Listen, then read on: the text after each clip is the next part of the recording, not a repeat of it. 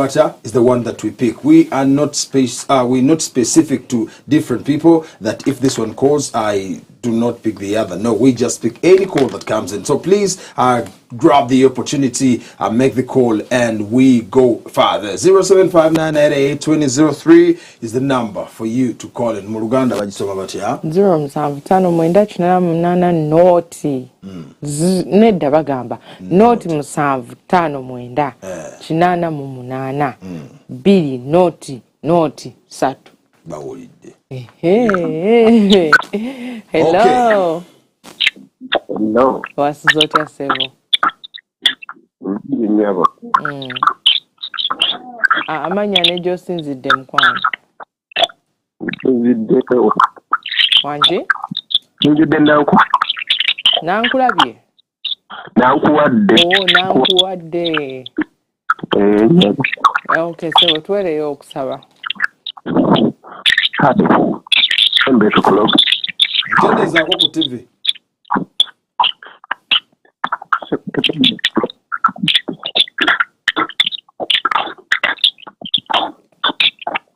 Hello. Yes, TV jikendezeko. Hello. Vuddeko. I think it was either network or... Yeah, there was an interruption in there. We could not get him very well. Okay, if we have another... Do we have another online? Yes. Hey, banange, obwedde okyaliko. Mukama Katonda.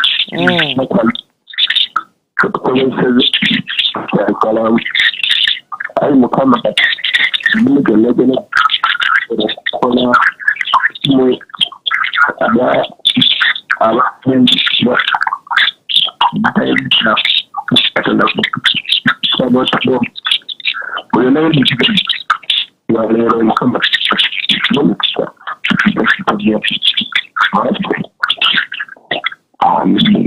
Amina, niwankubadde nga essimu ebaddemu interruptions naye atusobodde okubanga tukufuna mpola mpola niwankubadde omukisa ogutumira ku banno gwe togufunye because the cell phone was not in a good condition. We are sorry for that. Okay, how are you taking us today? Olunaku olwaleero njagala kubagamba don't be the reason why someone should have a bad day.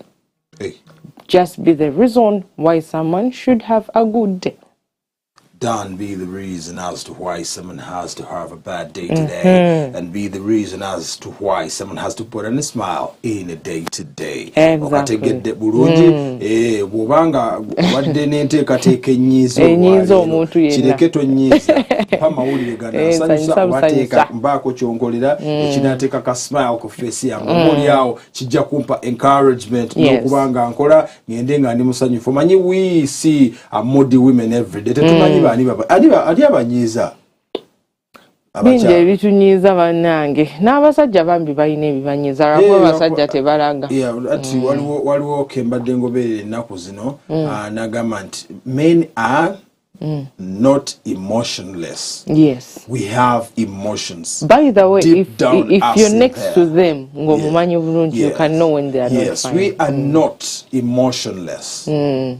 Right? We have emotions. They are in us.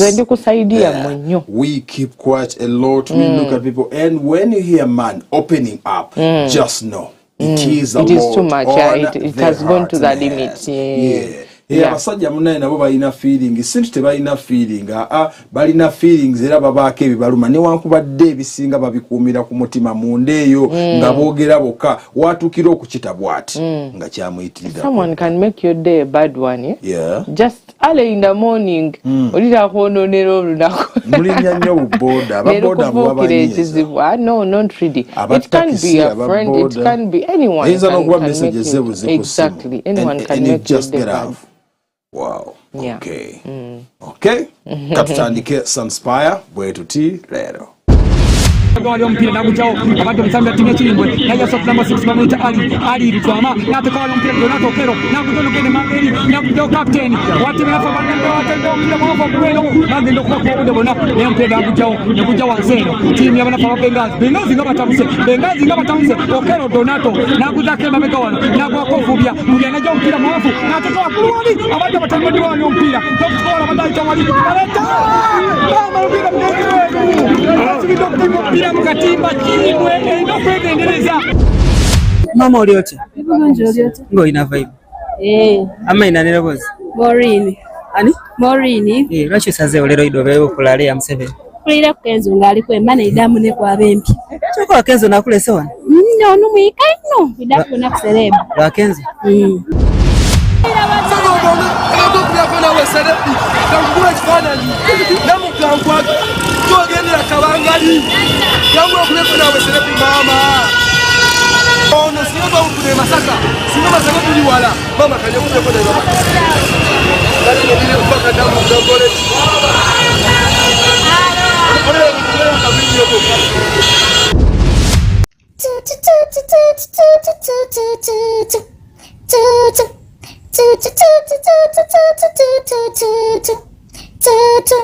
Don't allow me, I don't give them time. Once against of me, I know you ashamed. Then nice lips, say, give them your time. Even the face of camber and makeup. One who it proudly, try me, you. The one I'm better than, give it time. You people ask me, why have I gained weight? Cause the notice of me is here daily. Come close the side to show them. Ask me, yeah, you love it flows up to your toes. Sweet innocent. Too much is sweet innocent. Language it's a bagel, me sweet innocent. Me.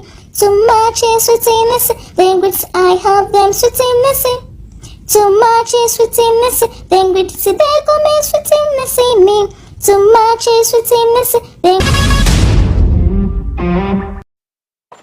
Alright, mukulike eyo nnyo akayimba ndowooza ko mukawulidde bulungi. Yes, we start right away okubavuga ate okubatwala into the national, international and others. Nga bwe tugaba bulijjo okwetoloola ensi yonna ensonga zonna osobole okubanga ozitegeera bingi nnyo ebigenda mu maaso mu ggwanga lyaffe erya Uganda, naddala ensonga eza campaign zikutte wansi ne waggulu eri beetoloola eno beetoloola ebisuubizo kaakati ebiri wano. Era oli bw'aba tannakusuubiza gw'omanya toli mulonzi. Okitegedde naye essaawa zino buli omu agezaako kubanga annyonnyola abalonzi ngenda kukola kino na kino by'asobola ne by'atakola ki ne by'atasobola. Anyway, let's start right away. Atugenda kubanga tutandikira Masaka eyo. Bannamasaka bajjanjabiddwa endwadde ez'enjawulo akubwererera olusulika luno alukulembeddwamu aba Lottery International. Jjukira bano nno abannaffe abafaayo ennyo okuwa ku bannaabwe. Lottery si nti obeera bulungi. Lottery kitegeeza nti olina omutima ogutoolako n'okwata ne kuki ne ku mulala. Service above self. Ate katulabe bannamasaka n'aba Lottery International. N'endwadde nnyingi ne batuula nazeeyo mu byalo olw'okubanga baba n'okusoomoozebwa okw'ensimbi tebajja genda mu malwaliro kuba tebalina ssente za kwejjanjaba. Tetwaba tusalawo nti tujje tubawe olusiisira luno olw'obwereere basobole okujjanjaba kubanga ffe nga Lottery bye tukola tuliwo okuweereza community. Kizidde nti abamu badde batuuka mu malwaliro nga waliyo omujjuvu, abamu ne babawandikira amabaluwa nga tebasobola kugula ddagala lye beetaaga, ne tusalawo eddagala nalyo tuli batuuseeko. Era tulabye ng'obwetaavu weebuli era tujja kuddamu tutegeke n'olusiisiro olulala omwaka ogujja. Kubanga omuntu omulamu yasobola okukola era omuntu omulamu yasobola okutereka. So nga bank twasazeewo kwegatta ku lusiisira luno olw'ebyobulamu era si kya mulundi guno kwokka ekintu kino tugenda kubeera nakyo okumala ebbanga lya myaka 3. Abalina endwadde z'amannyo nga mpitirivu nnyo tukoze ku bantu nga munange nga baatabukamu ne ku mitwe. So tukubiriza abantu mwenna okujjumbira amalwaliro okulaba nga mufuna zino services nga embeera tennaba kusajjuka. Atogaba ne doozi ebadde ey'omuntu oli atandise okukola naye omuweeko nno nga woolifunye tukusaba olimire nkakasa endwadde eyo ojja kuba ogifunye. Twebaza nnyo aba Rotary Club Masaka abatuwadde obujjanjabi tubadde balwadde tubadde n'endwadde nnyingi mbadde n'abaana basatu abaana bagona bafunye eddagala bannange kati bw'ogenda mu famasi liba lya bbeeyi naye bambi tweyanziza olw'empeereza gye mutuwadde wano buli muntu wano ali wano buli omu bamukozeeko bwe batyo abantu ab'enjawulo nga beebaza ababakozeeko okubanga munnange babajjanjabye ate ne babawa ne ku ddagala lye bagenda okubanga bakozesaako okusinga ate lye bagula mu zifamasi lye bagamba nti ligula buwanana naye nga kaakano ate bano bali baleetedde ku mbeera ennungi efaananako bwetyo. Yes, ate empaka z'okusima abasuubuzi abasinze okukola obulungi za kubayo Friday eno era nga zitegekeddwa ekibiina kya Kasiita naye wabula ekibiina kya Kasiita kino kigamba nti KCCA yo ekoze bubi nnyo nnyini ddala. Ate lwaki ekoze bubi? Simanyi munnaye naye bo bagamba nti KCCA nedda ekwebedde nnyo ekwebedde nnyo nnyini ddala era si basanyufu n'ensonga eyo wabula balabe nga boogera ku nsonga eyo nga tugezaako okuzuula amakampuni ago agatukoledde obulungi naddala mu field ey'ebyobusuubuzi era kyova olaba nga n'okulonda abo abawangudde tukuteeka mu mikutu gyaffe egy'abasuubuzi ab'enjawulo ne tubateerako abantu amannya ge baba batusindikidde nti muteekeeyo ono n'ono n'ono oluvannyuma bo ne bagenda nga batiikinga nga bayita mu linkisi ez'enjawulo. Tulina entegeka erowooza nti abantu tubasimengako nga bakoze ebirungi nga weebali ebintu by'okusiima nga wafa si birungi n'olwekyo oba kampani oba sekinoomu mubakola emitayimbwa mubakola eddagala mubakola obuweereza mubaweereza bennyini nga bannaffe balandiroodi betupangisaako ku luno nayo kategore yazze ne tuteekayo amannya naye bw'otunulira abantu amannya ge boogedde mangi.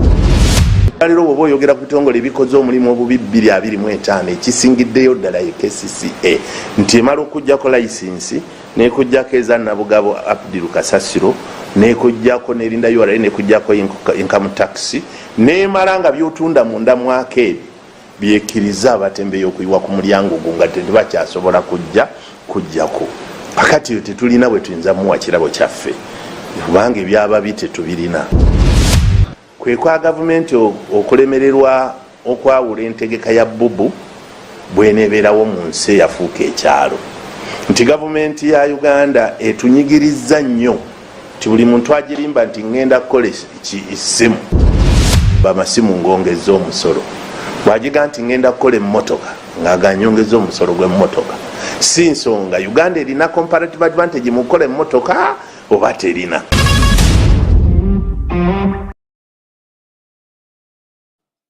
Abakasiita no zensonga za bagambe batokoze awadi akuna kugamba buli abadde akola yajja okufuna. Bambi okay.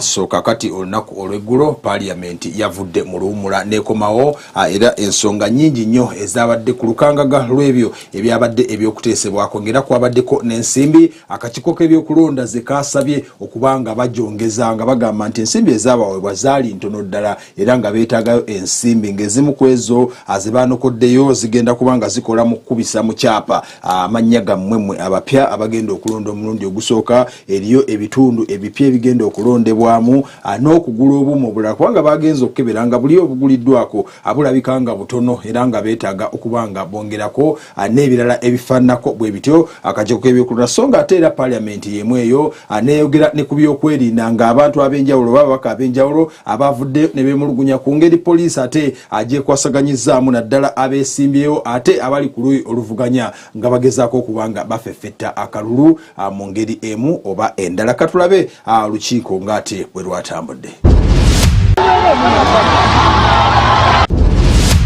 The campaigns have now become brutal. Very unfortunately and unexpectedly, people are being shot dead, others are injured, many are incarcerated. Tear gas has become the order of the day.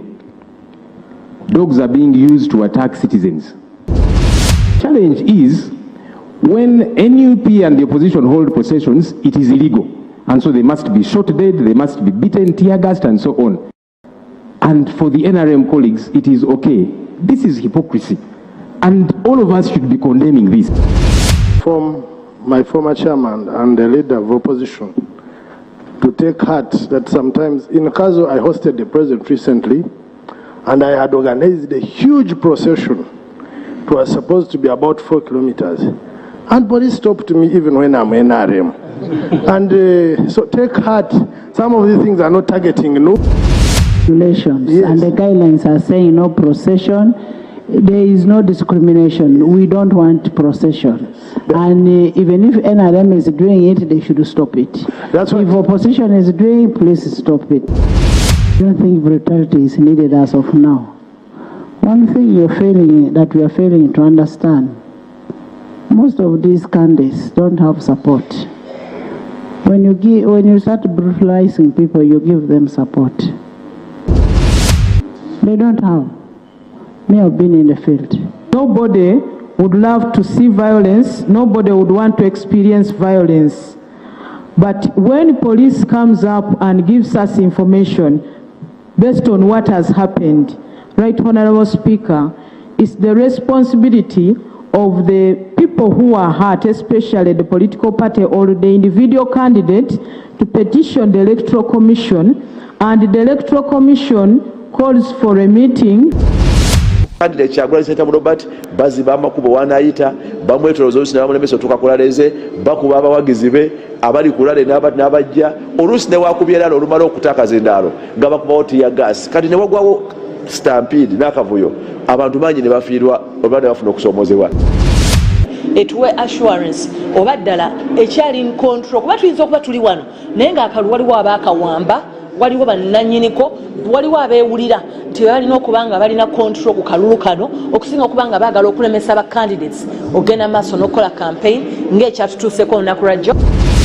Military birina kuba non partisan si mu bigambo naye mu nkola naye olabira ddala nti mu kalulu kano bavuddeyo era bataddemu amaanyi ate ne baba n'obuyinza bwe beetuma bo bennyini.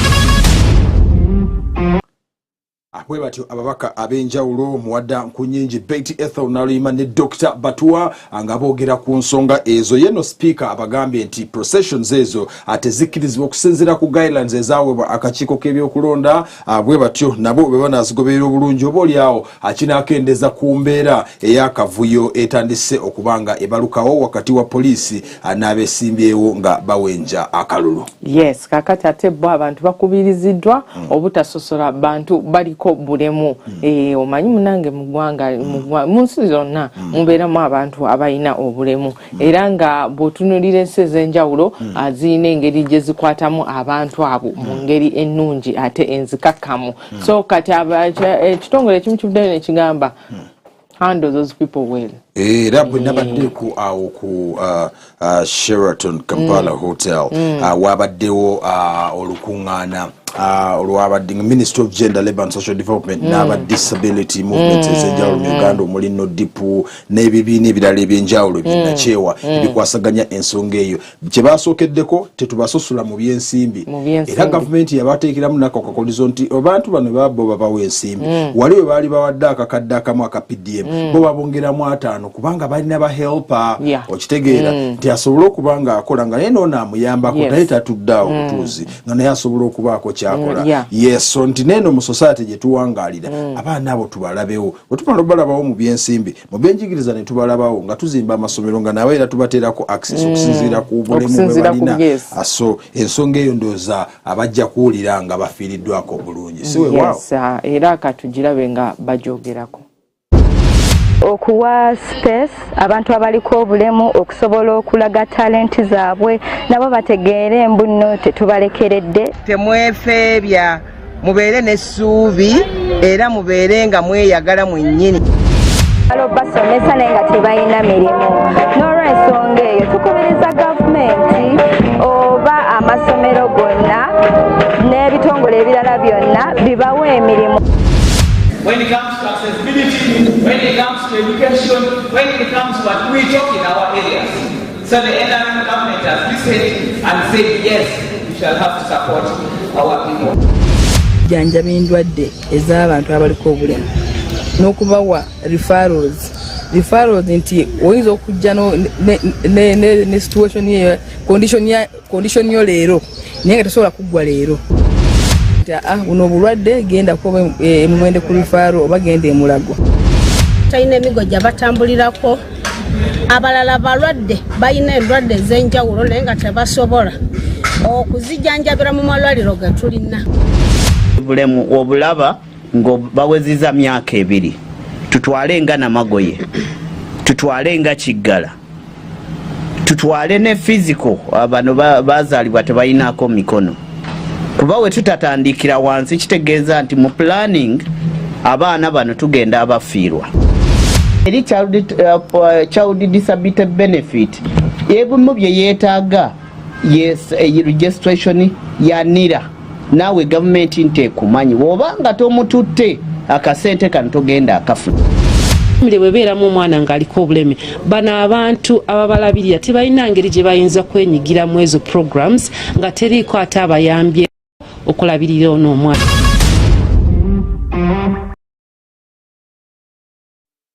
Yes, ate nno nyongera okujjukiza nti olunaku olwaleero lunaku lw'abantu abaliko obulemu oba abalina disabilities mu Uganda era nga lugenda kubeera awe Mubende we bagenda okukwasaganyiza balidde empanga olunaku olwaleero olunaku olw'abalema oba olw'abantu abaliko obulemu ability tubayita ba ability baba basobola okukola naye nga just baliko disability eyo sinti disability is inability no era atongera okubanga tugamba mwe ababatunulira mu ngeri y'enjawulo nti abantu bano bingi nnyo bebasobola okubanga bakola okusinze okuvira ddala ku bano batuyita ba little people be bantu abampi yes little people yes that is the description of how that is the name they don't call them short. No, they don't call them short people, they are little people. Okay. Kitegedde bulungi era minister omulabi awo Elena Samo y'omu ku bagenda okubeera eyo katulindirire aye tujja kubanga tukuwa embeera nga bw'enaatambula mu bitundu ebyo so nno ng'ate bwe tuvaako eyo abatuuze mu Kampala bakyalajana era bagamba nti ebbula ly'amazzi libasusseeko ate bamanyi kyakubanga bakola mu kasana kano akongedde okwebemula n'embeera etali nnungi ate ebbula ly'amazzi nalyo ne likuba koodi amazzi gatabuse naye no nansa neyina ebizibu masanyalaze nansa neyo mwalina zitanko oba nalinga tulina ne national sewage gundi awo mu Lubijja tebakenenulamu ne baba wakutuzeeyo kiki ekibabonyabonya muddeeyo mukime ku nzizi bayita ffe tulina oluzzi kumpi akati mutemukaba naffe so kakati abannakampala bagamba nti embeera y'ebbula ly'amazzi ebasusseeko ate nga n'agaliwo ge basobola okubanga bafuna gajja makyafu galimu embeera etali nnungi jjukira ekibuga kyo bwe mukibeeramu nti toilets engeri gye zibeeramu ennyingi abatukubiriza obutakozesa nnyo mazzi ago aga stream oba amazzi ge tusena mu nzizi olw'okubanga gakakasibwa nti si mayonjo kyetaagisa era nga tulina kubanga ate atubeerawo ku g'ekitongole ekya National Water and Sewerage Corporation atenga gegasinga okubanga gabula katulabe emboze amala wiiki nga tegaliiko obwomwezi kyokera biru nejjanga ezitowa kati kyasimanyi mu payipu omwo agajja gasigalira abatuuze bagavunaanyizibwako basero ziba za gavumenti nga leero we gamala wiiki nga tegaliiko oba omwezi negajja negagenda negajja negagenda osegeera kati eyo yonna wansi eyo yonna teri mazzi katwala ebbanga ddene nosanga nga gye wandibadde okukola gwe ng'omuntu omutuuze tosobodde kubikola kubanga amazzi tegaliiko giramu ettaka nga bw'olaba ettaka eri awo n'amazzi bwe gatyo kubanga bwe ngenda ku luzzi sijja kugajjayo kati emyaka gyange nina abazzukulu be bakkirira emmanga eyo ne bagenda bakima amazzi naye dayini gye basangayo mpitirivu olulalo lw'abaluseewo bwe mu bufumbo bafunye obutakkaanya nti omwami akubira essimu nti omukyala wange oba ayenda biki n'omukyala najja n'aloopa omwami ankuba nga nagenze kukima amazzi n'oluzzi gye bayita kadibeeya bazimba ekisaawe kya fufa wewali omudumu ogukimwa amazzi ekyaba omulekawo nga wamuleseewo ewaka oba nga azze taliiwo ne bamugamba mami yagenze kunoonya amazzi alina okunonyesa muggo mazzi waganonyeewa amazzi gafusa amazzi wano ekirwana ky'amazzi kiri wakati wa siringi 1,500 ku 12 naye nga otunuulira rate y'amazzi ye ssente abantu gye bagula amazzi olaba nti no abantu babeera affected. We worked very hard with the team from UEDCL and UEDCL to restore that power. They gave us emergency power to the Katusi plant, but the emergency power was not enough to run all the pumps. The power was restored yesterday. We are now pumping full blast, and people will start getting water. Some of the people who are mostly affected are people towards the end of the network. When you are far away, you are the last person to receive the water. We got money from government around almost 400 billion shillings. We are going to do 72 kilometers of pipes. We have already started working. We are going to put a reservoir in Kaburengwa. We have already got that land. In Bulenga, in Nansana.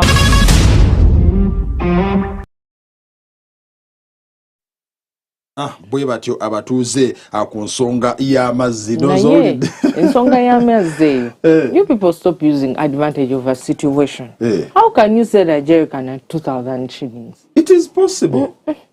No. Nekubitaano oba onsedde kubanga a unit mu national water. It's okay, do it at 500 but no 2,000. Gabuze nanze ngalina nange nteekamu okugafuna. Nedda bantu bange tubeere bannange tubeere n'ekisa. Nedda ekisobola beera nakisanga nange neyanengafuna soka otubulirawo ku byakakiiko k'ebyokulonda akakiiko k'ebyokulonda akakiiko k'ebyokulonda olunaku olwaleero akagenda kubanga kaddamu okusisinkana abeesimbyewo ne poliisi okusinziira ku bye tubadde tulaba ebyenjawulo era n'ebyayogeddwako mu parliament olunaku olw'eggulo tear gas processions n'ebirala ebifaananako bwe bityo akakiiko k'ebyokulonda olunaku olwaleero okusinziira ku mwogezi wa Julius Muchunguzi abagenda kubanga basisinkanamu era ba agent babeesimbyewo n'ebitongole ebyokwerinda okwongera okubanga basala entoto okumalawo embeera eno erabikanga ate eyingidde mu kyetwagamba nti it is going to be a peaceful election. Katuulire eddoboozi lya mukulu Julius Muchunguzi gakkaatiriza ku nsonga eno.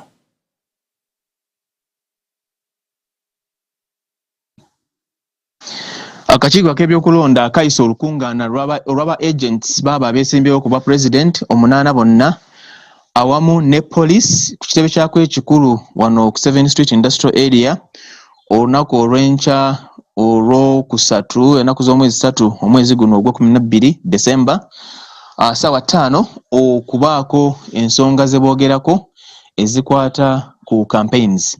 Olukungaana luno ekigendererwa ekikulu ekisooka kwe kufuna reports okuva mu ba agents bo ngeri ki gye balaba campaigns bwe zitambula. Ekyokubiri okufuna ensonga zonna ze baba nga balabye nga zizzeewo mu campaigns.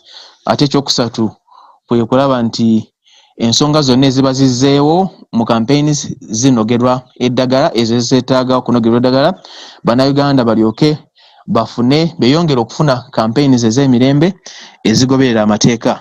Luno olukungaana oluyitibwa olunaku olw'enkya lwe lugenda okuba olukungaana olw'okusatu akakiiko k'ebyokulonda lwe kagenda okutuuza okuva campaign z'obeesimbyewo ku bwa president zitandika ennaku z'omwezi 29 omwezi ogw'omwenda. N'olwekyo akakiiko k'ebyokulonda kakubiriza ba agents babo bonna beesimbyewo ku bwa president awamu n'abakulembeze ba police okwetaba mu lukiiko luno olunaku olw'enkya ennaku z'omwezi 3 omwezi ogw'12 ssaawa 5 ez'okumakya ku kitebe ky'akakiiko ekikulu wano mu Kampala.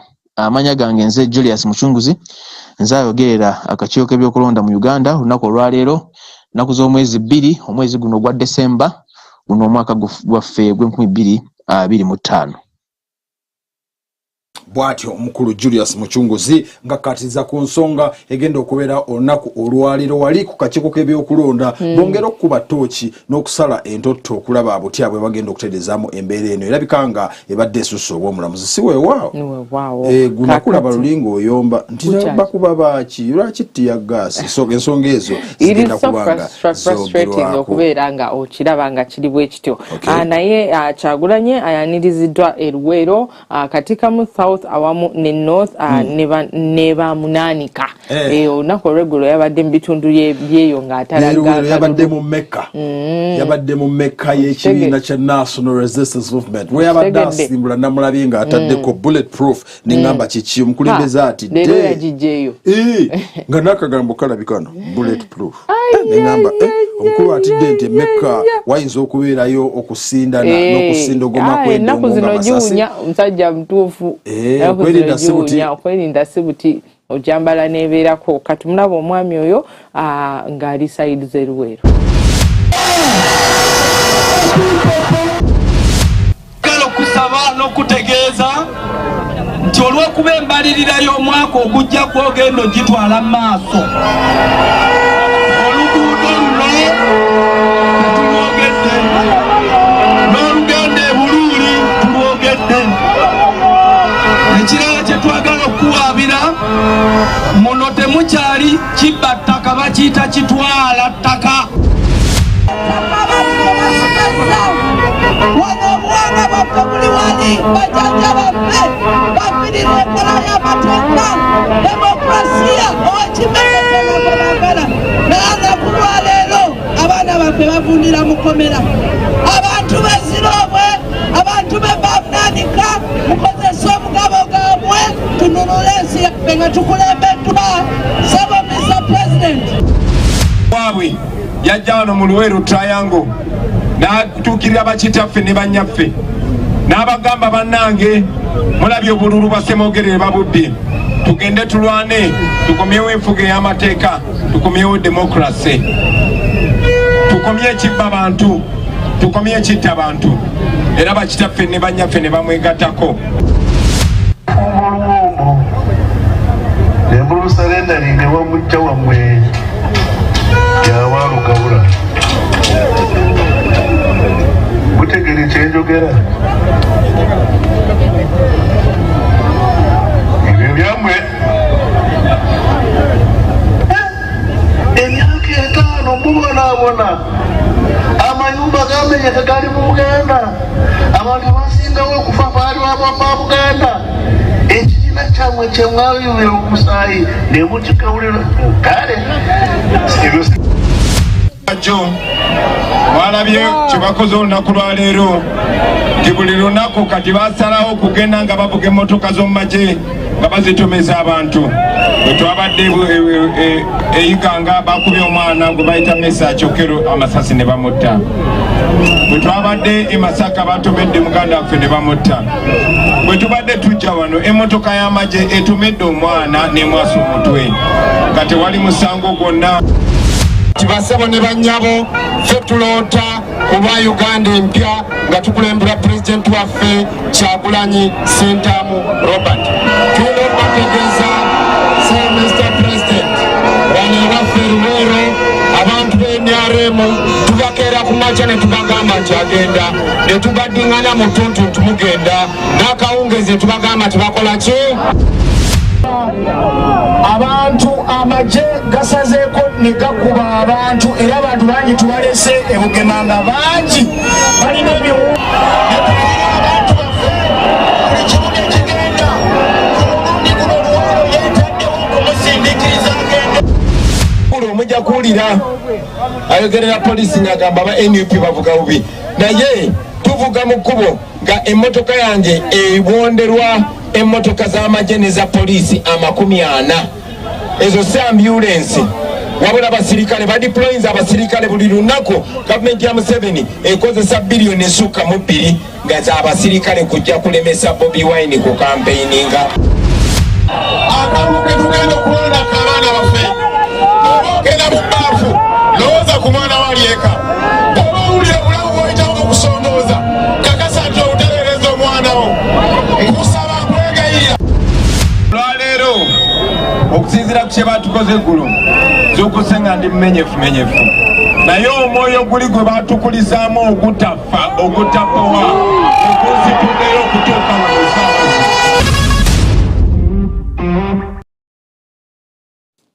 ebyo nno bye byabadde e Luweero omwami Kyagulanyi Ssentamu omukulembeze w'ekibiina kya National Unity Platform ng'ali eyo tewabadde wadde ettondo lya tear gas nayo balabika ate saawulidde wadde ne kasasa akasikondoka babadde batya eyo ewa mbwe abadde bava eziro obweyo basanzeyo ku butiya gas obutono nalukola yagamba mbu tebukyakola anti nange abantu ndaba bayitamu muyite naye nze naye si birungi ebyokuba tiya gas nalabye omuntu ng'amufuuyira omupoliisi ng'amufuuyira munne maaso direction amugamba vaawo okay kale ate ye munna FDC olunaku olw'eggulu kiri mu district ey'Ewakiso gye yasiibye nno ng'atalaga ebitundu ebya Kira municipality awamu ne Kyaddondo East eyo yabadde n'omukulu Kantinti oyo kyamujjukira Kantinti oyo ye yaggyibwa mu kifo ekyo ekya Kyaddondo East ku kadi FDC ku mulundi guli Robert Setamu Kyagulanyi anaakuba akaggyibwa atyo anayingira ebyobufuzi so ekitundu ekyo kyabyafaayo nnyo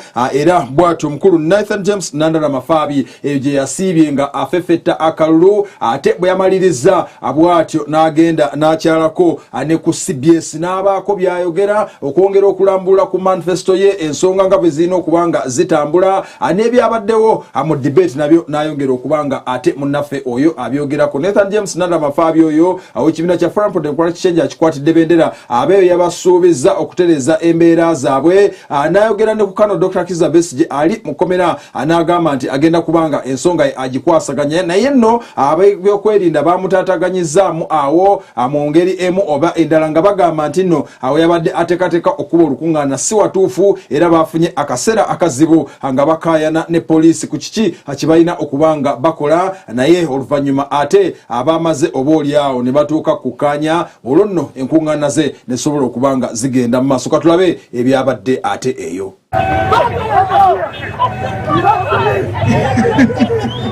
Ono abapoliisi bamanyi kye bakola.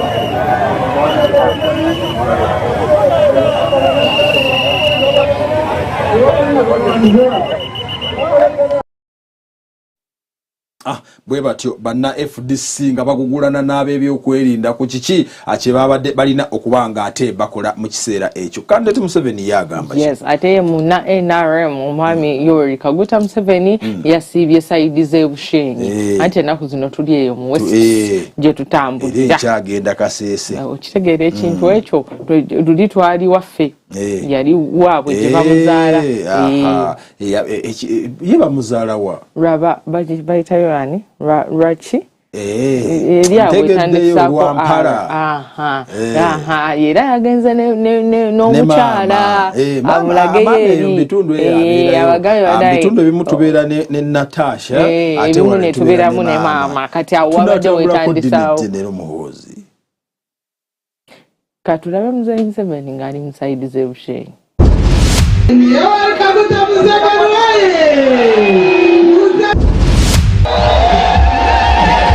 ebwira bwenyuma abakazi bakaba bazaalira mu biyungu bazaalira mu lutoki nange bakanzaalira mu lutoki bonkejeshaha bw'obulungi bwa Museveni na NRM buli mukazi nazaalira mu irwariro bamuha maama tukwatidde wamu okulaba nti tutambula okulaba nti tukunga abakyala bonna mu Uganda okulaba nti batuvotinga President Museveni 85 ku 100 amasanyalazi obushenyi recovered by 29% which is not very good konkana kyo ntukusimira ense ekindi ekintu ekikwenda ngu tusabe kiri special nekya medical insurance tebakakuhire police kana nyenda nitwe tuengejinge tutekeho amagezi kweyine kiremire tutekeho amagezi gitu ino ni factory y'amatoke state of the art factory government yaje tukorera services zona tuzifunye nk'abakyala nko kumwawurira ndija kwagira president Yoweri Museveni abo kwaka twihe nyuma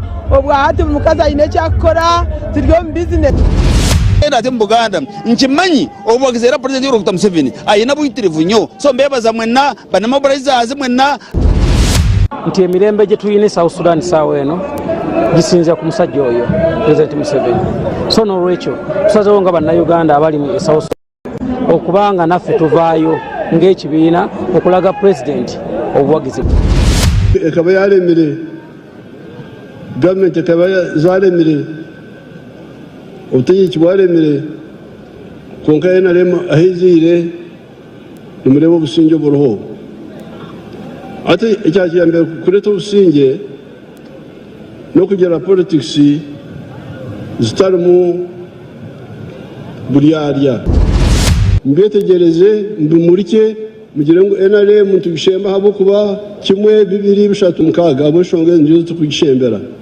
NRM oye NRM oye omugurusi w'ekikofira oye rimwe meribato mbasa kuba mutakumanya Uganda herigire konka Uganda igenzura urugendo ruringwa bena kitwashika obusinge obu twena twine kuburwanije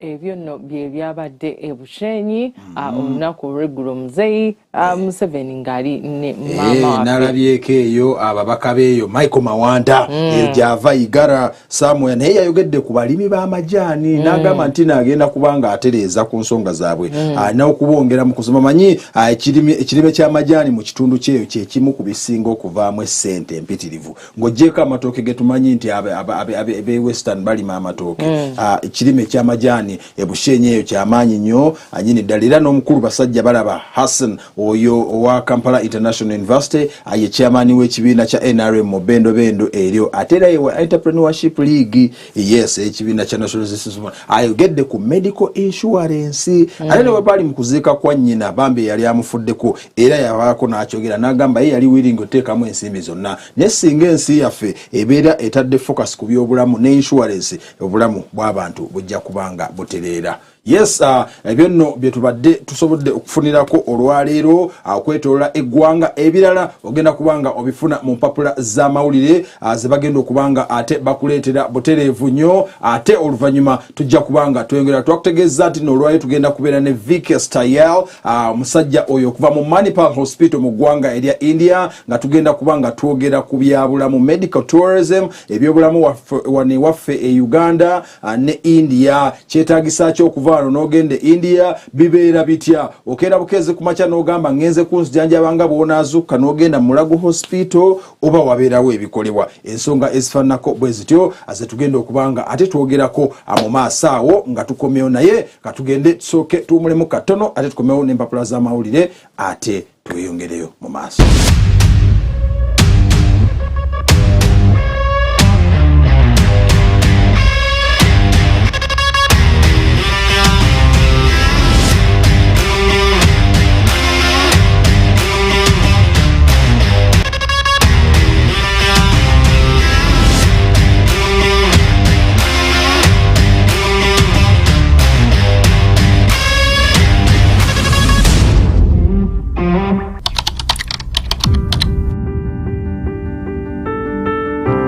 Behind every fence, every closed door, and every barrier, there is a human story.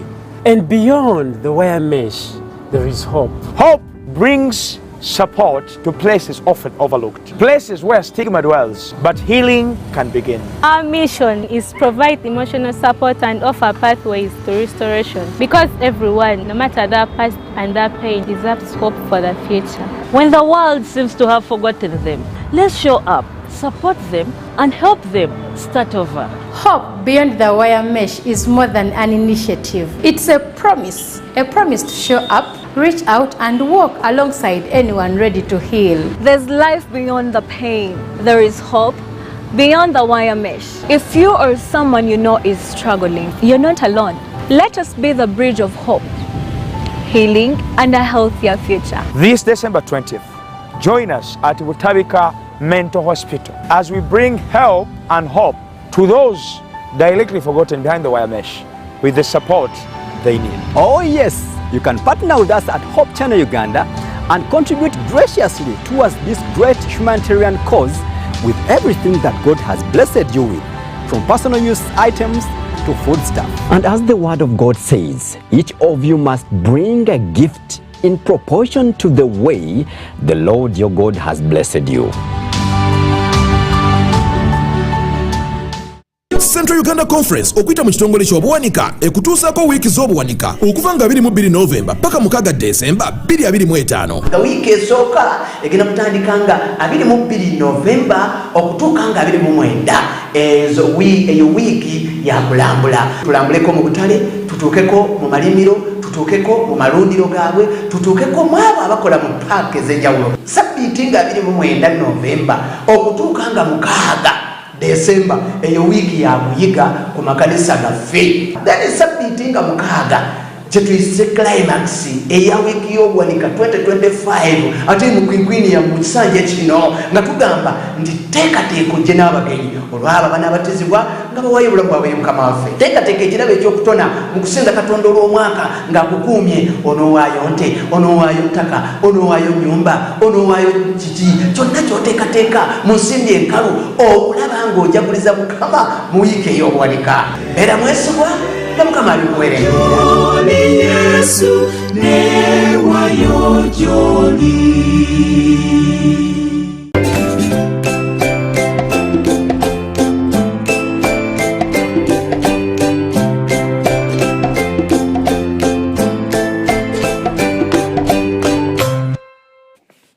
Okay, welcome back from that short break. Ate tukomyewo n'amawulire gaffe ag'empapula nga mukono gwange nkute the new vision era nga alina aliko omuto ogamba nti URA to tax Uganda's assets abroad. Ensonga eyo ojja genda ogisomeko nnyo nnyini ddala olabe kiki boogerako. Ate CDF inspects new modern military aircraft. Then the Jesoroti facilities win 1.6 billion EU grant. Ate Chagulanye warns supporters against clashing with police. And then Mafabi unveils low-cost health insurance plan in Mukono vote hunt. Mitoma Lubiri's voters want solutions to human-wildlife conflicts and services. Then countdown to Total Festival starts. Those are Total Festival Mujimanyi. At Uganda records gains in HIV fight as Museveni preaches abstinence. Then Parliament approves 469 billion shillings elections supplementary budget. These people twabasomyeko nga beetaga sente endala okulaba nga bahandolinga embeera eno. Court summons telecommunication experts in Onobe's murder case. Ate pastor family fight over 7 billion shillings Ugandan land. 2 independent, 3 opposition MP candidates step down for NRM flag bearers. Oh wow. Bwe tugenda ku 13.2% Ugandans live with disability. Eyo no Yubos eyogera ku nsonga eyo. Ate our dignity and regain citizenship, the greatest gain we are protecting. That is Frank Gashumba talking about that. Nga maliriza new vision is genda murakonyo. Kampala city garbage collection rises to 63%. Then Hassan justifies killing of protesters. Gamba ibadi tebasobola okutunula butunuzi nga balaba abantu abagala okujjako government. Dr. Kongranda to sign peace deal tomorrow at White House. At UCC calls for integrity in technological innovations. And was new vision come over 100 females graduate in rural transformation. Oyono new vision bwatyo bwabadde olunaku olwaleero simulweko nnyo ate kambatwale mu the Daily Monitor. Daily Monitor eriko omuto ogamba nti election inspired supplementary. Swollen budget. The 2026 election features prominently in the 8.1 trillion shillings supplementary budget. Parliament passed yesterday, just 5 months after the 72 trillion shillings 2025-26 budget was ready. Aba Electoral Commission betaga akasente tebezu closest safari to Kampala. Then candidate wo lero wajja agenda encha. There's a candidate coming to your town tomorrow. Bagamba Frank Bulira agenda kubera APEC and Lila. Teye Mugisha Muntu ajja kubera Ajumani and Moyo. Chagulanyi agenda kubera Amorata and Dokoro. Museveni agenda kubera Lubirizi and Misoma. Robert Kasibanta agenda kubera Oyam and Okole. Then Nathan Nandala Mafabi is resting. Mubaraka Munyagwa agenda kubera Chegwegwa. Joseph Mabirizi is going to be Nwoya and Chiriando. Then Katanga state closes case after 25 witnesses. Bagama 90% of disputes now settled outside court, says judiciary. That is the Daily Monitor. 7 cautions against empty quick fix promises. Bagamba government pushes MPs to give more shillings to the Electoral Commission after 5 months budget. Inclusion without accountability means nothing. The Daily Monitor. Uganda intensifies efforts towards disability inclusivity. Remember, lero lunaku lwabo abantu abalina disabilities era nga lugenda kwera side zemubende. Electric borders are here, but who will tell the riders about battery waste? That is a question about those electric borders. Those who have them, you can read about it. AI is human writing headed for extinction. That is a question as well about AI. As I'm winding up the Daily Monitor, Trump's Ukraine plan raises ugly deal fears for Europe. Sorority endanger other cities to teach mitigation of climate change. Then South Africa charges 5 over Russia recruitment plot. Nigeria minister quits amid violence. That is the Daily Monitor. You can buy it at 2,000 shillings, and also the New Vision, you can buy it at 2,000 shillings as well. In Bukedde, tulinomtogamba Uganda eyingizaawo ennyonyi ennwanyi fighter jet ndowooza muzimanyi. Museveni abebusheni bamuwadde amaanyi. Aba Ugachik baleese enkoko ezakalulu ezagabula sekukulu. Ate bagamba wano ebigonzeza bwanika ku Bobi ekyabadde eruweero nakyo bakikuleetedde. Russia ewambye ekibuga kya Ukraine. Olutalo nalwo lukyagenda mu maaso. Lwaki URA esolooza omusolo ogusinga ebbeeyi y'emmotoka? That is a question, and you can go and read about it and see. Kyagulanyi awanjagidde otafiire ku poliisi n'amagye ebibatulugunya. Yes, ate ebyokukuba abawagizi ba NOP bituuse mu palamenti era ng'ensonga ezo bazituusiza nnyo nnyini ddala. Bagamba engeri langi ya Plascon gyewangaaza ennyumba yo nayo ojagenda ogisomera mu nsi ttaano. Ebigonzeza Abedi n'asabira Bobby akalulu ojagenda obisobeko. Wano bagamba lwaki Abedi Wanika apondose n'asabira Kyagulanyi akalulu. NRM mtiyana akalulu bakanoonya mu kikungu mu kikuggo. Then ndowooza Bukedde naye sigenda murako nnyo nnyini ddala. Ate bwe tugenda muyiya ssente by'amasannyalaze byolina okutunda okukola ssente, ago nago amagezi bagakuwa nnyo nnyini ddala. Amawulire gange ndowooza kangakomye wano olunaku olwaleero gwagagala. You can buy Bukedde at 1,000 shillings. The New Vision Amne Daily Monitor at 2,000 shillings. Ogasome olabe biki ebigafamu, because there are a lot of current affairs is happening mu mawulire ago. Ate sibabiseeyo nabagambye tulina abantu ab'enjawulo betugenda okukyaza abagenda okwogera ku wellness awamu n'ekirwadde kye bayita endotomisis. Nakyo tujja kubeera nga tukibuuzako. You know more about it. Happy birthday to everyone who has a birthday. Olunaku olwaleero mwenna tubaagaliza amazaalibwa abalungi, nammwe abatuuse ku makula ag'enjawulo nammwe mwenna twagala okubaagaliza. Congratulations to you all. Ndowooza kansooke ngendeko ate mu ka short break ate tukomewo.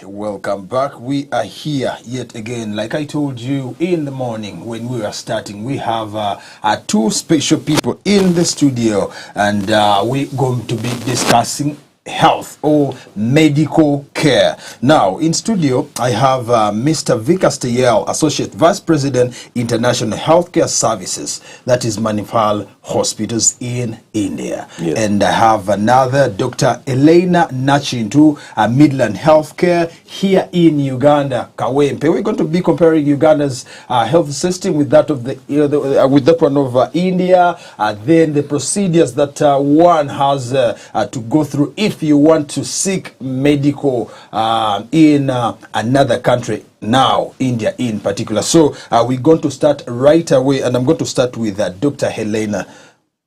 Yes, please. Yeah, how are you doing? I'm very fine, sir. Welcome to Hope Channel. Thank you. Yes, and good morning, our viewers. Okay, yeah. And Vikas? Good morning, everyone. You know, I'm from Manipal. I guess it's been introduced.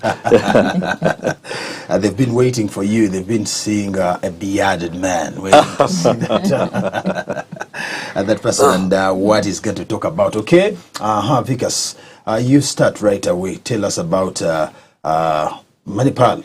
Yeah. Before Helena tells us about Hakawempe staff. Sure.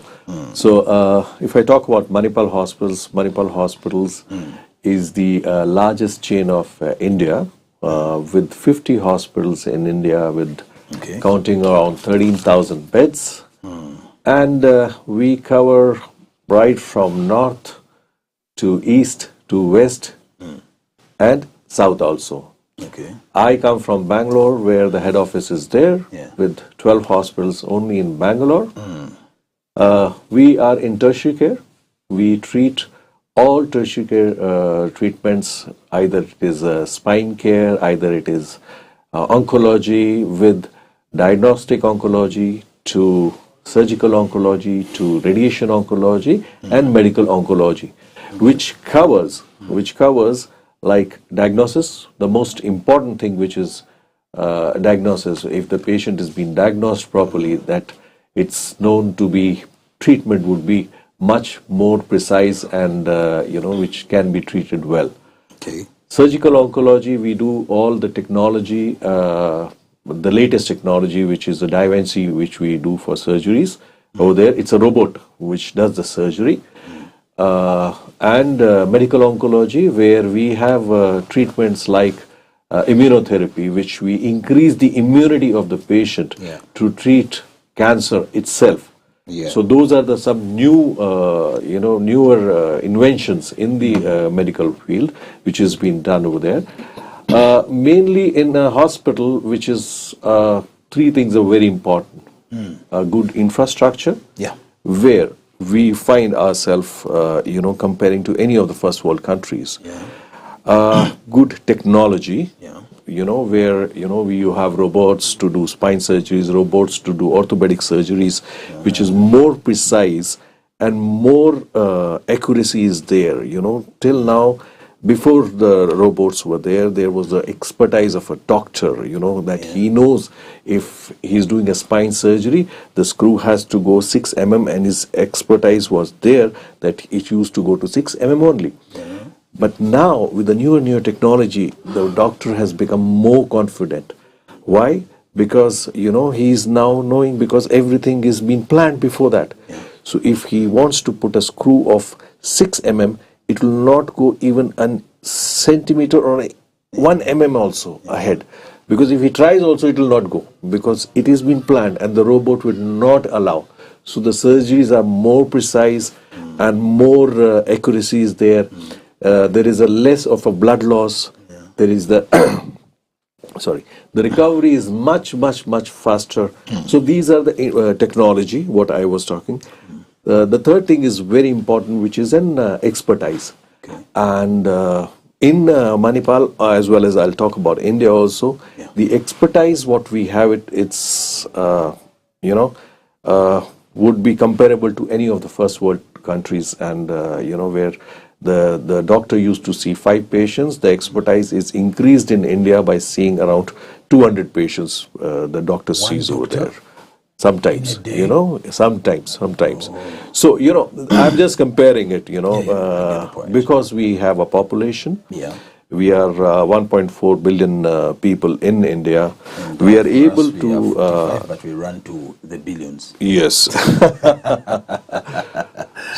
So this is the reason we are able to have the technologies, because, you know, everything has a return on the investment also. So because of the numbers, we are able to keep the cost very affordable without compromising of any kind of, you know, any kind of treatment compromise. Whatever is being done in the other first world countries, it's been done as the fraction of cost in India. Just because of that, the same technology, but the person is seeing more patients. So he's earning the same money. Now, thank you so much. That is a brief of what's taking in there. Now, back to you, Elena, our Ugandan case. Yes. What is our problem? Thank you very much, Derek. And I think to build on to what he has said, we cannot run away from the gap that we have in Uganda. I think for medical, the most important thing is access. Access to the correct diagnosis. And being able to have the correct diagnosis and proper treatment. And after you have got the proper treatment, the follow-up is equally important. And that is where we come in most of the times. We've had cases that come and think and say, well, doctor, I think I need to travel to India. And then you look at the documentation and you say, well, we have these options here. So patients have to be guided correctly. Not everyone who comes wanting to travel is given the authority to travel. Because he has talked about diagnosing patients to know exactly what is disturbing them, if the case needs to go to India or to stay in the country. Exactly, and that is very critical. So we don't look at it, our relationship with India or with Manipal, we don't look at it as a competition. It is access for the good of the patient and also for the good of the country, so that our clients get the best and at a very good cost. So in Uganda, we cannot run away from the gaps that we have in diagnosis. PET scan is something that people go out, go to Kenya, go to South Africa. Vikas will tell us about their costs, and comparably, as he has said, because of the numbers, the costs are really low. And we've had people who've been operated, let's say 7 times, but they've never had a PET scan. Yes, so they operate you today, operate you the following year, but what are we doing exactly? What are we operating? What are we touching? That is the question, because if you operate something that you're looking for something in here, you operate here, you do not get that thing. Again, I come back for another operation. Why not check me very well to find out what is supposed to be done? Diagnosis. And that is a big gap. And we can't run away from it. Whether you go to Mulago, we have colleagues in Mulago, they will say the same thing. So it is very important that we embrace this, the access, the diagnosis, but also get your documentation in order, follow the right procedures. It has to be ethical. You have to go to the right doctor who is going to send you to the right place. We've had colleagues who have gone there just to be exploited. So you go there and they tell you, well, we can handle this, we can issue this, we can do this surgery, and then later they come back in a worse state. So who have you gone to? Who has given you the line of management, the recommendation, who has gone through your documents? Are they in touch? Because when you come back, you need someone who can be able to manage your complications and is also in touch with the other people. And that is where most of our patients, our colleagues get lost. Why Midland Healthcare? Midland Healthcare gives you the correct diagnosis, gives you the correct line of management. It may not have the proper infrastructure, so we link you. We link you where we can get the proper diagnosis. So you come in to bridge the gap between what you have and what you do not have, so that this patient continues on the same line of medication. Exactly, for a good continuum of care. What do we have in Uganda? What is affordable? We don't send everyone. So we can send you to Mulago. We say, this one we can do very well. So we bridge the gap, and then when we need specialized care, for example, Manipal, it is world class, it is cost friendly. So we say this is the best that we can have, so that we are always in touch. And at the end of the day, it is the patient comprehensive management of our clients. Now, I wanted you to talk about our medical system in the country, the general in Uganda, and now we compare to the 1.4 billion. We are just 45, yes. But we yearn to go to a country with big numbers. He has talked about the hospitals that they have in their brand of manpower, 50. 50, yes. But here, do we even have one facility equal to one? Equal. Okay, thank you very much. First and foremost, I want to commend the government of Uganda, the Ministry of Health. I must commend them because they are taking steps. Okay. And the steps are huge steps to make sure that everything is contained within the country. The progress, and I think you'll agree with me, you've been coming to Uganda. You'll agree with me that there are changes that have been made. The hospitals at a different level now. The kind of conversations we are having are not the conversations we used to have long time ago. So I commend our leaders in the Ministry of Health for putting everything, and they are doing their best. So along that line, even as we are doing our best to bridge those small gaps that are lacking. For example, we mentioned the proper diagnosis, okay, the specialization. I've been interacting with Vikas, and he'll tell you why. Because the first question I asked him is, okay, can't we have a robot in Uganda? And he was, you know, he gave me a very good explanation, which I think it would be good to share, and it makes a lot of sense. Today, if I go to the Minister of Health, and tell you, Minister of Health, we need a robot. Then we'll go back. Okay, when we got a CT scan, how long was it in the store in Mulago? What was the quality? No one was there to operate it. You know that very well. And now he has talked about the robots. They will tell you how are they going to operate, because again, they do not. Yes, they are like humans, but they do not operate on themselves. You know. Thank you. Maintenance. Getting the cost out of it. So the healthcare system is good, but we still have those gaps where we shall need. What is the problem? The problem, number one, he mentioned about I'll start with the basic, the population, to get the money out of what you have invested. Return on investment. Return on investment. that alone. But also, here, before you proceed, if the government is investing, I do not think the government is looking for a return on that investment. Sometimes we are looking at the betterment of the people that we have in the country. Why again look at the return on investment? Leave alone the Manipal people, because for them, they are a private entity that are looking at how better they can work on the people, and how better will bring in the returns after. But here, in the case of the government. So that brings me to the second point that I was going to mention, the capacity. The capacity of us, the surgeons, us, the doctors, to manage. Because yes, I have been trained. I have been to Manipal. I have observed, and I have got training. So when I come back here, I am not practicing. Okay, so I will need to keep going for training. Most of the things I have read in books, and the State House and the minister, they've taken people out to be trained.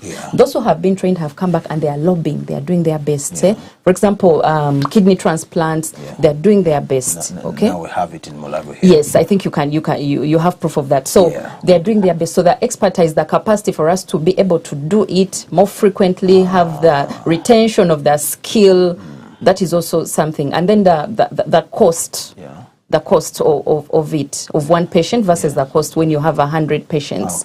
Yes. Okay, now I get the point. Now back to you, because we've talked about, was it immunotherapy? Yes. It's a new technology which has been. Because I'm not a doctor, but yes, as far as I know. Yes. How is it?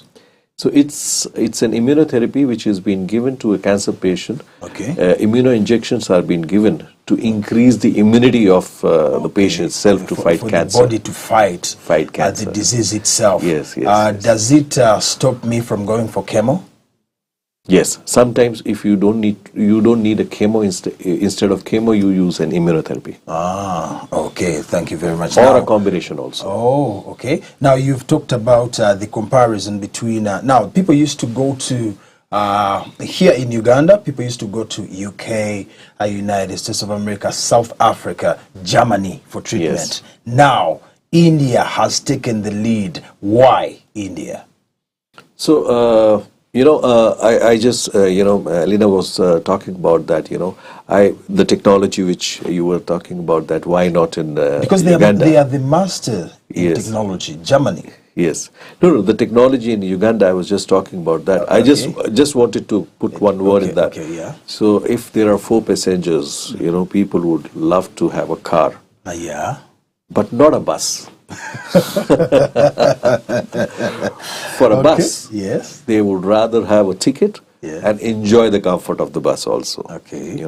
So that's where, the government also thinks, I feel that, that government would also think that, we have 4 passengers.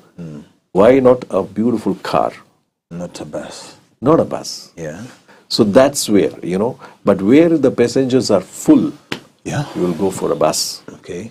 Where India comes that because they have the passengers and they can accommodate those passengers, and they cannot accommodate those passengers in the car. Okay. They have to go for a bus. Oh. So that's where I was coming. Okay.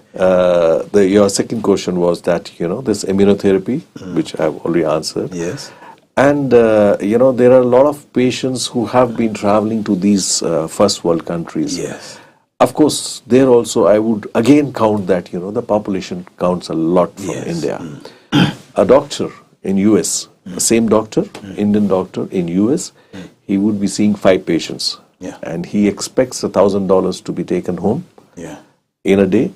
So for 5 patients, he would be charging a patient $200 because his need is $1,000. Yeah. Similar way, when he comes to India, he sees 20 patients or 25 patients or 30 patients. He still needs $1,000.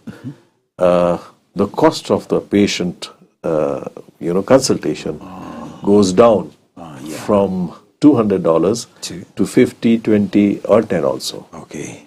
So this is how the things work over there. Okay. Technologies are there also. Yeah. They get the technology first, then we get it over here. Yeah. But yes, again, the cost of the technology, running cost becomes so high because we are able to run it and we sweat our machines or our robots, what we talk about that. So we are able to, manage the cost also. We are able to give an affordable cost of treatment to not only Indian patients, so as so many other country patients also who come to India for this treatment, just because of the quality treatment, affordable treatment, and technology, whatever they are getting somewhere else, they're getting in India. Okay, that is very nice. Now, yes, I've gotten the point very well. Now, we're going to go to the procedure. Like in here, in Uganda here, I will feel a headache. Now we have a medical center here. I will just get out of the studio here, slope to the facility. My head is not okay. What can you do for me? Now, for the case of India, Elena, I start with you. Do I wake up in the morning, come to your facility and say, Elena, I want to go to India, please recommend me? Or there is a procedure that I have to go through so that I can seek the best in there? Okay, thank you very much, Derek. That's a good question. So when you come to Midland Healthcare, we have to assess you. You have to present your documents. Yeah. What have you done before? Yeah. Where have you gone? Okay. What is the current situation? And after going through your documents, we have to examine you and look at the options that we have at the facility and within the neighborhood. And if your interest is, yes, we've had clients who come with their interests, say, I want to travel. Yeah. Where do you think I should go? Can I go to Turkey? So before we even go there, we have to understand what the situation is. That is the beginning point. Yeah. And then what do we need to go? Wherever you want to go, what are we going to add onto your wellness? Yeah. And then we can be able to select. But after looking through your documents, if we see that we can have access to something better, or we have a gap in diagnosis, we have a gap in treatment. We've had cases that have been treated for cancer and they are relapsing. So it's such cases. We've had babies come to us who have had conditions. We've had mothers who come to us, Midland Healthcare, they've come to us and they have babies, and the babies have congenital abnormalities. So we cannot manage those cases in Kampala here. But we have hospitals where they can do the operations when the baby is still inside, and I have seen that at Manipal. Are you yes, sure? they can do all those things. So we make a very good assessment, and then we have options. First, we can get you in touch with a consultant in India, so that's teleconsultation. Yes. You can have and talk to the consultant, tell them, and they also tell you, and they tell you, okay, for that case, you will get help, or for that particular case, you don't need to come because you may not get help here. So finish everything from Midland Healthcare. Or we can say, okay, so tomorrow let us organize and you speak to another set of doctors. So this is what we are going to do. We are going to do like this. We'll take care of the maybe it's cancer of the bones, orthopedic cancers. Those are things that are managed out there. So they will tell you, and then we plan treatment. When you plan treatment and they have given you what you need, then we hand over to Manipal. When we hand over to Manipal or any other place, then they can help you through the procedures. But after making sure that everything is ethical here, everything is well diagnosed, and you're sure of what you're going to get from the other side. Okay, now you've gotten it. I think now the viewer, you've gotten the point very well. You do not just wake up. Of course, when you go to Dr. Helena, she's going to go through everything. She's going to diagnose you, look into everything of yours, and she will, based on that, to recommend further all treatment within. So now I go to Vikas on the procedures. Now Elena is done. He has recommended the patient to Manipal, and you're the one to handle. Start from there. Sure. So once the recommendation is being done, we have a very well-oiled program running with us, which guides the patient right from the when he's been advised to travel to India for a treatment into Manipal. So because it's a foreign treatment, it's not going to Mulago Hospital the way you told me, in the morning you get up and go to Mulago Hospital. So there is a procedure. So in that procedure, once the reports are being sent, or the documents what are being sent to the hospital, we have a discussion with a specialist doctor in India, in Manipal, where we will have a full discussion that what is the treatment plan on these basis of diagnosis, what we can offer the patient the best, and what would be the cost, because he's traveling from a foreign country. It's not that he has to arrange the money and come over there. So we give a full-fledged estimate, full-fledged treatment plan, doctor's profile, and all these things are being given to the patient. When the patient says, yes, okay, I would like to travel and I would like to discuss the same with the doctor. So with Midland Clinic, we do a teleconsultation.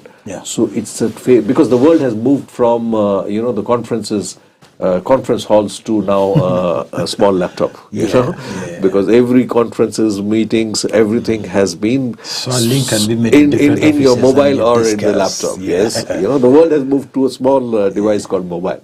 So then we do a teleconsultation over there, and that teleconsultation helps to understand the procedures which is going to happen over there. When you have a one-to-one talk to the doctor can explain what is the surgery, how many days he's going to stay, what is the length of the stay, and what are the plus, minus, and if required, the doctor can explain that how many days once he comes back, how many days the precaution has to be taken. So once that is been done, then the patient needs a visa invite letter, which is being provided by the hospital, where we can go to an Indian embassy, which will be they will be giving a visa on that. Once the patient decides that I'm coming on so and so date, tickets have been booked, and they would be sending us the tickets. We have a full-fledged team which works back to back and back end over there. So there would be an person standing on the airport when the patient lands with the attender, with the Manipal thing. There would be a car to pick him, to get him to the guest house or a hotel or whatever as per the pocket allows. Affordability also allows. The next day, fast-track treatments are being planned for that, because it's a pre-intimation is being given. So very next day, the patient goes to a doctor's, and and the discussion has been done that what treatments are being planned. We can go ahead, we do the surgery.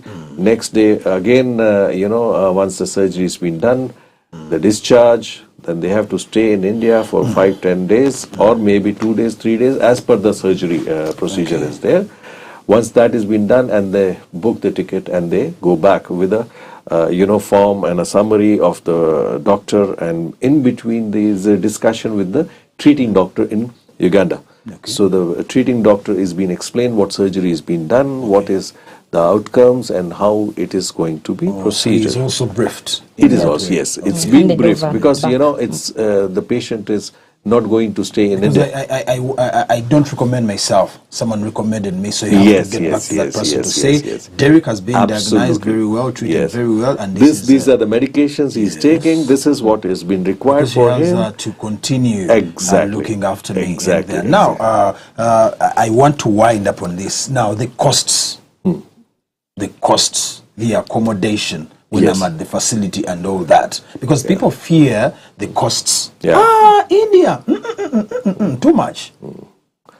So this is what I was trying to explain you before also. The cost is we are able to have an affordable cost. Affordable cost means that we are able to offer a cost which would be in South Africa at least 5 times lesser than South Africa, 5 times lesser than US, UK, and any of the Germany, any of the first world countries.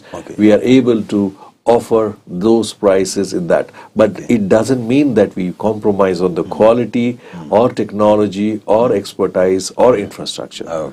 With the same infrastructure, technology and expertise, we offer a 1/5 of the cost. And I have already explained that how we are able to manage that cost, The numbers count. The numbers come in that. Okay, thank you so much. Now, I want to give you 1 minute to wrap up everything, and you tell people why they have to come to Manipal, not any other hospital in India. Sure. So, I have been, giving a overview about Manipal. Manipal, as of now, is the largest chain of India. So why not choose the best among largest chain with largest numbers of beds, largest numbers of doctors, in-house doctors, the latest technologies, the things which I have spoken about, the technology, the latest infrastructure, the latest expertise. And most of the doctors are from first world countries. They have been working over there. They are back to India, because they make good money in India now. So and technology also. If we talk about there are few technologies which is launched in US and then it is with us in India in Manipal.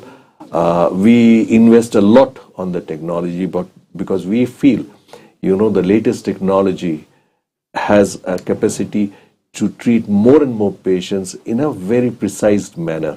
So we believe in that, because today in medical technologies also, it is just like a mobile phone. Today you buy an 16, then it's 17, 18, 20, suddenly it gets changed. So we invest on that technology because there is a difference in newer technologies are coming, and we invest on our expertise, which is doctors, and of course infrastructure also. So, and plus, especially for foreign patients, it's not only Uganda I'm talking about. We treat almost, in one hospital, we treat every day around 200 patients from international only. Different countries. Different countries. Mostly from Africa, mostly from Middle East. They are also developed countries. But yes, the same concept which I told you that, why a bus if the car is available over here? Similar way, there are a lot of countries in Africa, which French-speaking countries. So we, although, we speak a same language as English over here, but we give this services also of CIS countries, Russian-speaking, French-speaking, Arabic-speaking. So we have in-house coordinators who take care of all these languages also. And this is what we offer. All right, Elena, wrap up in that minute. Why I will have to go to Midland for a recommendation? Thank you. I think everyone needs an ethical approval. Yeah. Everyone doesn't need to just travel. You need to understand why you are traveling. So you need an ethical pathway. Okay. You need the proper linkage to the right specialist, and you need the right follow-up even after the treatment, and that is what we offer. And it will also help you avoid unnecessary expenditures, because when you have Midland Healthcare on board and I'm in touch with the specialist the other side, perhaps they can propose something and say, oh well, we did that here, can you have a second look at it? So you'll avoid unnecessary expenditures and you will have the right specialist. Because he said they send us the profile. Yeah. We look at the profile and we request, okay, which doctor is this? We read about that doctor, we see what they've done and say, we are in the right hands. And of course, God is above all. At Midland Healthcare, we care and God heals. All right, you've heard very well from the experts. I am not a medical expert. Like he said, I'm not a medical doctor, but I know, of course. We have had Elena and Vikas. It's been good having you people. Last word, 30 seconds, 30 seconds. Thank you so much. All right. 30 seconds. Thank you. All right. So it's been nice hosting these good people. We will have time, I think, in the future to host them again, because we need a comprehensive talk about the health system and why people will have to go for further treatment, proper diagnosis, this immunotherapy, and many other stuff. Okay, thank you very much. Derek Luanga, I come back with sports.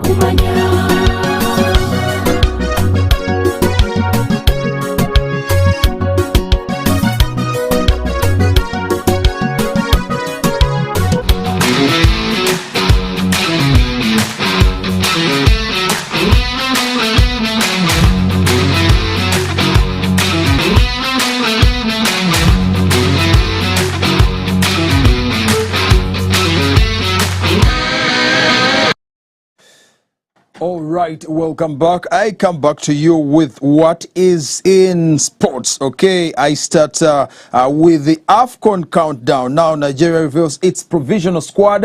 About what the squad yabwe gye basuubira nti yeeyo egenda okubanga ate etandika mu nteekateeka eno gye balimu eya African Cup of Nations. Sigazaayo ennaku 19 zokka tusobole okubanga tumutukako olunaku olweggulo nakwaddeyo teams ez'enjawulo nga bwe zaabadde zeeteeseteese. So kakati ne coach wa Nigeria Elcheli naye agamba nti ayise abasambi 55 abasobole okubanga betegekera AFCON ono era kwabo bayise Captain William Trose Kong, striker Victor Osman, William Iwobi, bonna bali mu squad. Maduka Okoye, Zaidu Sanusi, Calvin Bassi, Sami Ajay, Franco Onyeka, Rafa Onyendika, Ademola Lukman, Samuel Chukwueze, Simon Moses ne Chidera Ejuke. Abo ateka tokusinzira ku provisional squad ngabo ajiwadde goalkeepers Aina Nwabi, Amasi Obasogi, Maduke Okoye, Adebayo Adejele, Francis Ozoyo ne Beneza Hakot. Abo beba goalkeeper aba defender abo manyiko sibamanyi. William Ekongo, Olwal Aina, Calvin Basse, Oluwasemego Ajay, Bright Osai, Samuel Bruno Onyesa, Chidozi, Zaidu Senusi, Naba Labanji Mbastwaika kuliko Franco Onyeka, Alex Wobe, Tochuku Nadi, Fiazo Dede, Nebeneza Akinsaniro. Abo bomanyiko eyo Nigeria. Demola Lukman mwena mumanyi jali ebungereza yo. Samuel Chukwueze, Victor Osman, Simon Moses, ne Kelechi Enacho, Taiwo Awoni, Boniface Victor, Nabala banji nyo abebo abali mu squad y'eggwanga erya Nigeria.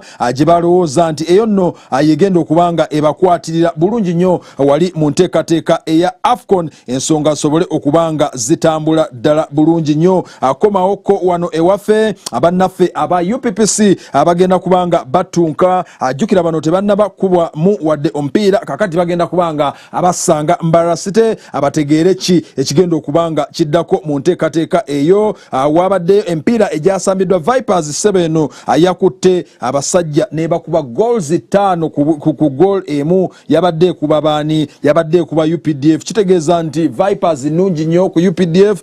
Kyataddewo embeera ez'okubanga ate yeebuuza ebibuuzo nti goals nga nnyingi nnyo ezongera okubanga ate azinywa ku mutendera guno naye bwe bityo bwe bigenda maaso. So Stanbic Uganda Cup preliminary round yateebeddwa yabaddeyo nayo mu West Nile region nga bwe gyasambiddwa empiira Medical FC kakati Medical yawangudde omupiira ogwo ku penalties ngekuba Othman azabadde goals 2 ku emu. Lila City ayasobodde okubanga ekuba Juba Park 2-1 asonga ate Goli Mission FC yawangudde Paida United gwabadde emu.